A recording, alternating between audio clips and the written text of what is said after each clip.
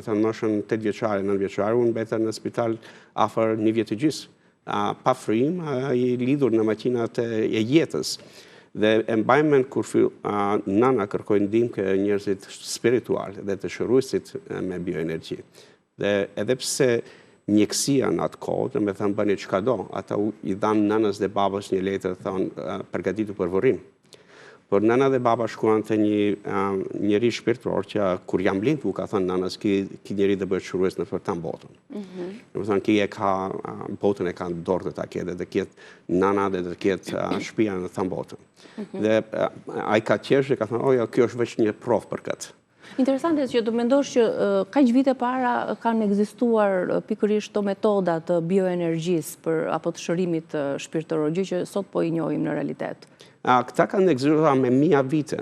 Njerëzit që kanë përkushtuar jetën të mësojnë dhe të bëjnë atë rrugëtimin shpirtëror, si zakonisht jeta ju jep atë dorë dhe një dritare që kur qilet, ti fillon të kuptosh një gjë shumë më thellë se kush jena ne si që një njerëzore.